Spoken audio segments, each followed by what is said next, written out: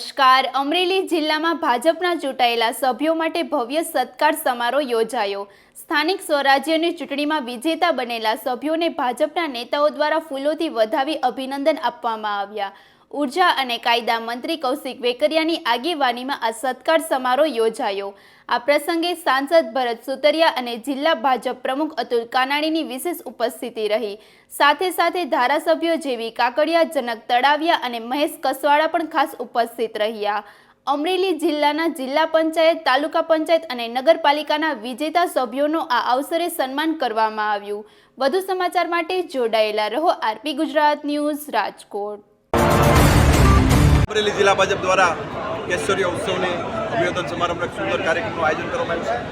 ભાઈ શ્રી અતુલભાઈ કાનાણી, ધારાસભ્ય ભાઈ શ્રી મહેશભાઈ, ભાઈ શ્રી દેવીભાઈ, ભાઈ શ્રી ભરતભાઈ, સાંસદ શ્રી ધારાસભ્ય ભાઈ શ્રી જનકભાઈ, સમગ્ર ટીમ દ્વારા એક સુંદર આયોજન કર્યું છે. તાલુકા પંચાયત, જિલ્લા પંચાયત અને નગરપાલિકામાં તમામ સભ્યશ્રીઓને ભારતીય જનતા પાર્ટી દ્વારા ખૂબ વધામણા કરવામાં આવ્યા છે અને તમામ સભ્યોને ભારતીય જનતા પાર્ટી દ્વારા ખૂબ શુભેચ્છા આપવામાં આવી છે. પોતાના વિસ્તારની અંદર ખૂબ સારી રીતે કામગીરી કરી શકે અને જે પણ પડતર પ્રશ્નો છે ખૂબ સારી રીતે નિરાકરણ કરી શકે એ પ્રકારના આગામી દિવસોના રોડ મેપ સાથે તમામ ચૂંટાયેલા સભ્યો પોતાના વિસ્તારની અંદર કામે લાગવાના છે, કોઈ શંકા નથી. પાર્ટી દ્વારા આજે ચૂંટાયેલા સર્વે જિલ્લા પંચાયતના સભ્યશ્રીઓ, નગરપાલિકાના સભ્યશ્રીઓ અને તાલુકા પંચાયતના સભ્યશ્રીઓ કેસરિયા વિજયોત્સવ નામ આપીને એનું સન્માન કાર્યક્રમ રાખવામાં આવેલો હતો. સાથે સાથે જિલ્લાના કાર્યકર્તાઓએ જે દિલથી કામ કરેલું છે, જે તાકાતથી એમણે પરસેવો પાડ્યો છે, એના પરસેવાને માન આપીને એમને પણ એમનો આભાર કાર્યક્રમ રાખવામાં આવેલો હતો, જેમાં જિલ્લાભરના કાર્યકર્તાઓ ઉપસ્થિત રહ્યા હતા, સંગઠનના જવાબદાર આગેવાનો ઉપસ્થિત રહ્યા હતા અને ચૂંટાયેલા દરેક સભ્યો આજની આ બેઠકમાં ઉપસ્થિત રહ્યા હતા. એમાં ગુજરાત સરકારના ઉર્જા મંત્રી કૌશિકભાઈ વેકરિયા, અમારા 5 ધારાસભ્યશ્રીઓ ભાઈ શ્રી મહેશભાઈ, ભાઈ શ્રી જનકભાઈ, જેવીભાઈ, સાંસદ શ્રી ભરતભાઈ સહિત સંગઠનના સર્વે આગેવાનો ઉપસ્થિત રહી અને કાર્યકર્તાઓને આભાર વ્યક્ત સાથે ચૂંટાયેલા સર્વે જનપ્રતિનિધિઓને ખૂબ ખૂબ શુભકામનાઓ પાઠવી હતી.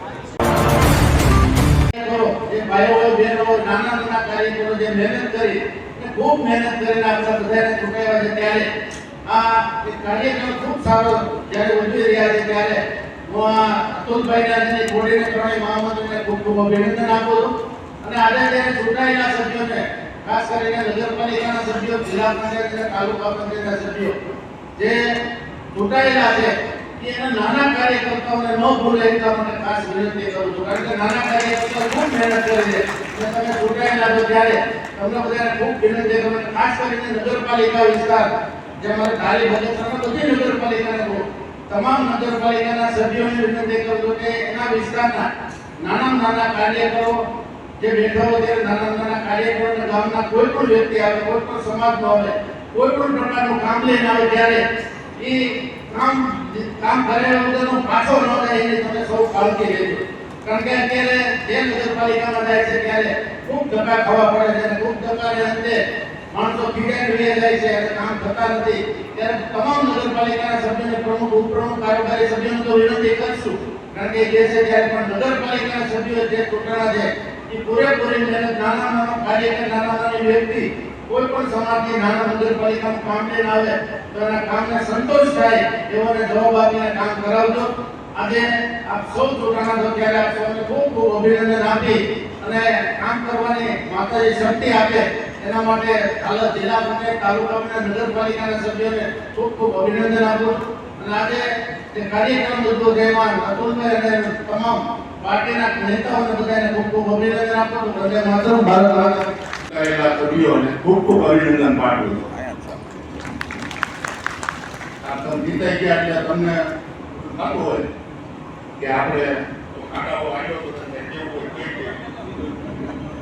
કેવું કેવું નહીં, પછી આપણને મુસીબત પડે. કેવું હોય તો પ્રાણમાં કહી દો કે हमको बदनाम करने में उनका भी हाथ है, हमको बदनाम करने में उनका भी हाथ है. जिनका काम हमें आधी रात को किया था. આટલું કહી દો એટલે બહુ ખોટું ન લાગતું. ખોટું બસ આમે એટલે કહી ભરતભાઈ તો હું આવ્યો એટલે સાચીમાં પૂછી જાય આમ કોણમાં કહી દો એટલે સમજી જાય આવતી વખતે આપણે હારે જ રહે. તમે ઇલેક્શન દીધી ક્યાં મારે આમ તો એક વાત પહેલા કહેવી પડે. કૌશિકભાઈ, મહેશભાઈ, પહેલા કહ્યું પણ તમે આજ કહું છું જે નાનામાંથી જીતી ગયા હતા એના માટે એક વાત છે. તો બોલો, મેં જીરું વાવ્યું હતું, ખેતરની અંદર જીરું વાવ્યું હતું અને જીતો તો હું ચૂંટણી. બોલો, જીરાને પેટ ચૂંટણી ન લેવા દેવા. બોલો, મેં જીરું વાવ્યું હતું અને ચૂંટણી જીતો હતું. એનું કારણ એવું હતું કે મેં એક જીરું વાવ્યું તો બધા બેઠા હતા એટલે કે આ જીરું 10 મણ ઉપેટ ખાવાનું છે. મેં કીધું 10 મણ કદાચ માંડ થાય કે લાગી સરસ. મેં નાખી સરસ, જીરું જો 11 મણ. એટલે મારે એને હોટલમાં પ્રોગ્રામમાં લઈ જવાનું. પછી હોટલમાં પ્રોગ્રામમાં લેવા જવાનું નહીં, પણ ઉનાળો આવી ગયો એટલે તરબૂચ વાળો આવ્યો. એ કે આ તરબૂચની રિક્ષા કરી લઈ ગયો એટલે 10-15 મણ તરબૂચ લીધું ના પ્લોટમાં ખવડાવ્યું. તરબૂચ 5 રૂપિયા કિલો હતું અને મારી પાસે 8 રૂપિયા લીધા. ચલો, જેવી પૂછો હતો ને એને કીધા ના કે 2 રૂપિયા વધારે લીધા, મેં કીધું ભલે ને લઈ ગયો. પછી આવ્યું મારું ઇલેક્શન 2010માં. હું હાથમાં આવનાર એની અંદર તરબૂચ હતી, સુરત મોટો વેપારી થઈ ગયો. અહીંયા નહોતા પણ ઇલેક્શન એટલે માતાજી નોવન કરવા આવ્યા 45 હતા. એટલે મેં એને કીધું તો મારો સાહસ તો તું રોકાઈ જા અને મત દઈને જાય કે 45 તમે આવ્યા. એ કે ભરતભાઈ આપણે એક સમય કોઈ નહોતું ને આપણે આખી રિક્ષા તરબૂચની લઈ લીધી. 45 રોકાણા 5 નથી દીધું.